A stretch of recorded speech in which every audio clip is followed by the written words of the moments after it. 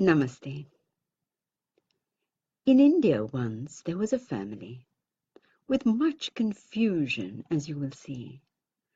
There was a mummy and a daddy and 2 kids who were grown, 3 cars and a home and all they could own.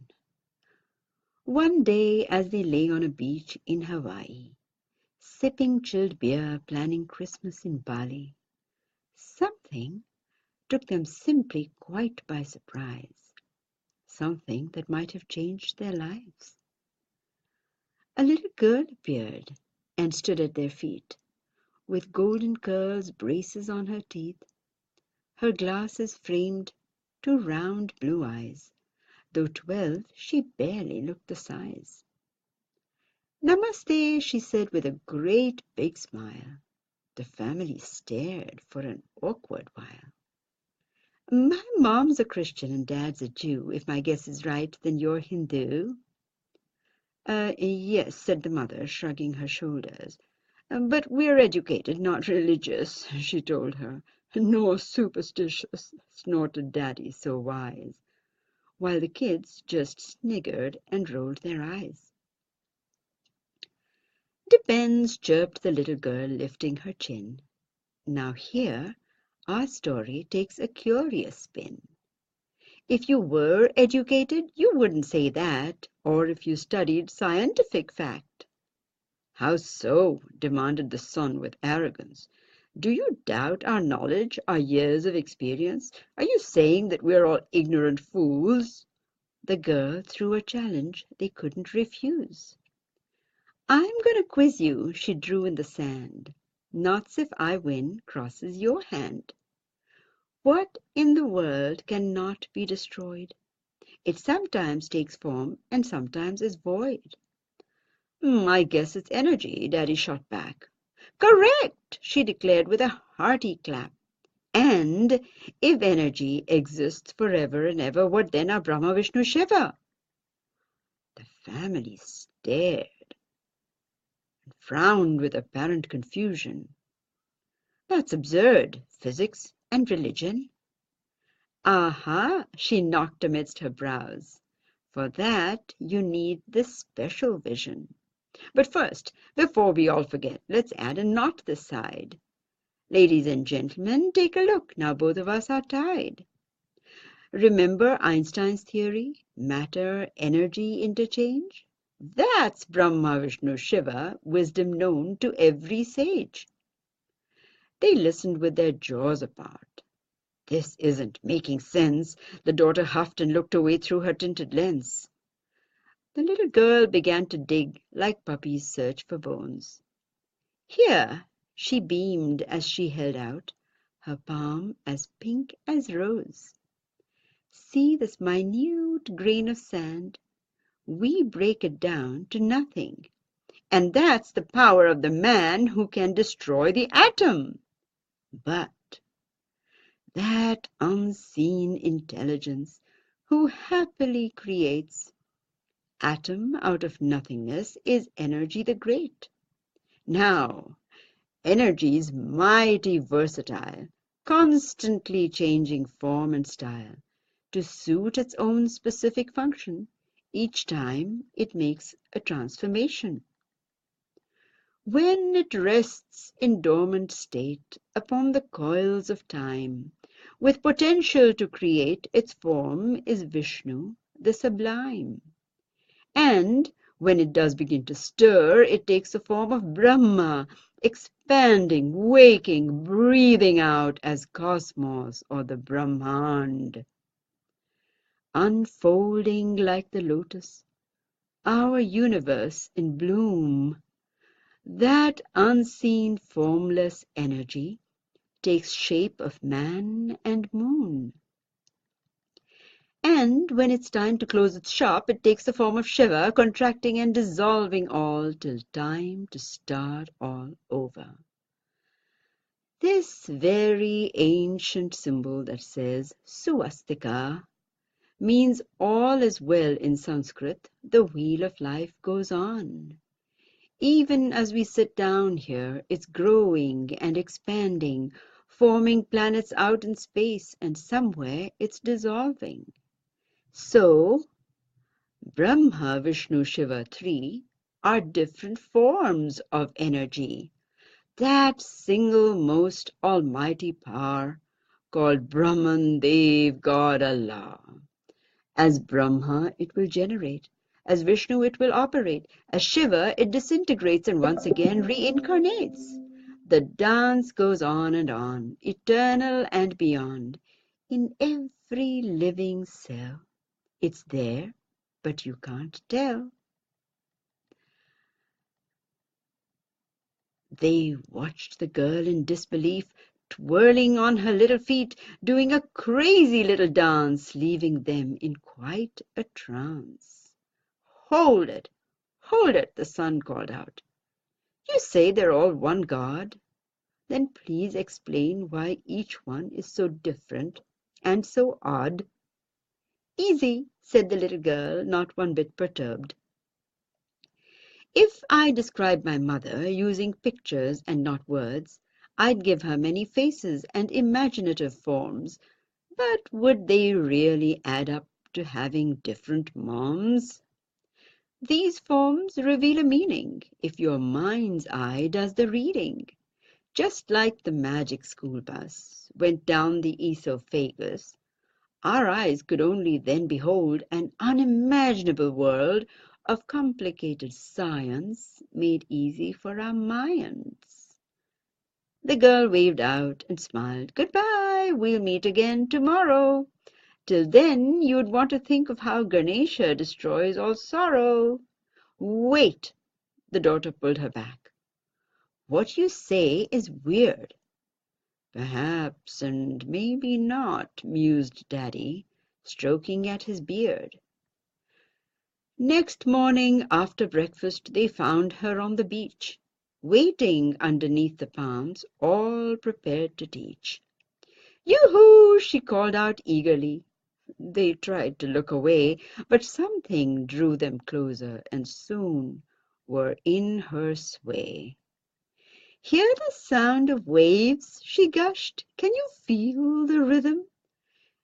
Even as they seem to rush, the ocean slowly breathin'."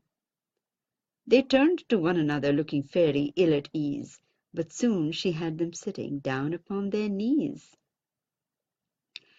"Let's pretend we're turtles who live 100 years.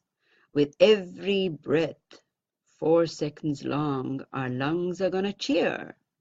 Now slowly let the breath come out. Give it the form of sound. Hear the tummy vibrate first as the basic sound. It rises slowly to the chest.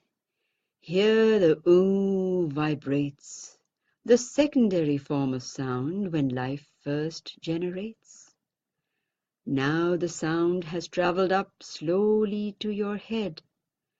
As it vibrates on and on until you're out of breath." The daughter's eyes lit up at once. "So is Om, and Amen, Amin are the same, the first and primal word?" "You bet!" the girl exclaimed in glee. "I couldn't put it better. Om is that form of energy, the original letter. Without beginning or an end, Om vibrates forever in everything that does exist, dead rock or bubbly river. It vibrates in that tiny shell. It's in that dancing tree. And now, by learning how to breathe, we vibe in harmony. Remember how a lullaby can calm a restless babe? Well, chanting Om has quite the same effect upon the brain. Om is sound that generates a positive sensation, producing chemicals that can put disease in termination. But you deserve to get a point. Your answer was correct. Now tell me, who is Ganesha? What does he represent?" They had no clue besides a few about Ganesha's story of how the boy had lost his head or something pretty gory. The girl laughed out and braced herself. That's quite an explanation. It's called the Disney myth approach that's meant for animation. But deeper, higher learning, discovery will reveal that energy pervades all life through each organic being. When energy and matter unite or become spouse, all creatures great and small are born, from elephant to mouse. Daddy's eyes were lightly shut. He rocked from front to back. It seemed that all this Hindu stuff had caused his brain to rack. Ah, Gan means sum of total, and Isha means the Lord. So Ganesha represents the source of every living form. With Shiva as his father and Shakti Shiva's wife, it's the male and female principle, the opposites of life. Now you see, the girl replied. You earned another cross. I've got to catch up with you now or suffer my first loss. So, he's the Lord of beginnings, but there's more than meets the eye. He's also God of wisdom, and can you tell me why?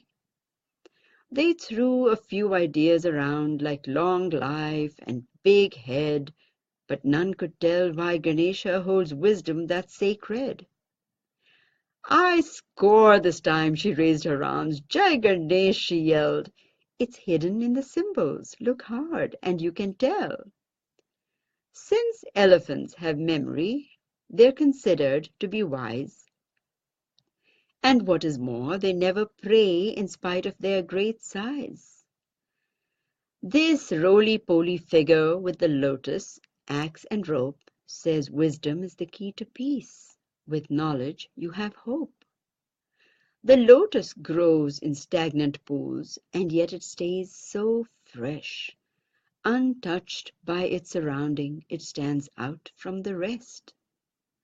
The lotus is the person who has the will to stick to strong and healthy principles in the face of all critics.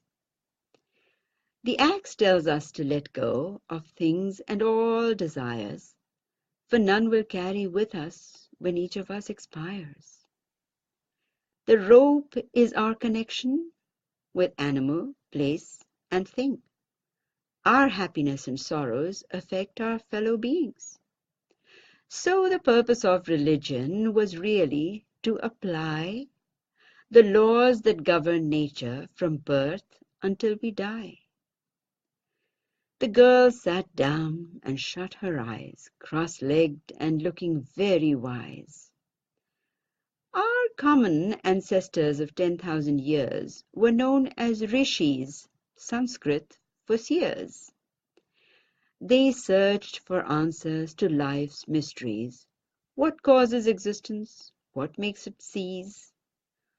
Through deep meditation, they harnessed the knowledge that today is given in school and in college. All the shared experiences of multiple seers who pondered for thousands and thousands of years came straight down to us through oral tradition as Veda, or what was seen, revelation. So, the ancient sages knew before Einstein's claim to fame that energy and matter are both one and the same. The daughter now snorted. This can't be true. You're not a Hindu, so why believe you? 'Cause Vedas aren't Hindu or Jew, she replied, but wisdom that can be universally applied. Just as math is the same in Korean or Spanish, wisdom is wisdom, no matter which language. So whether you're Muslim, Christian, Hindu, or Jew, it's the same old Vedas that's coming to you. Thanks to the genius of these Vedic scholars, whose philosophy, art, music, math, or science laid the very first ancient foundation for this our modern civilization." "You've got to be kidding," father huffed aloud. The little girl stood looking tall and proud.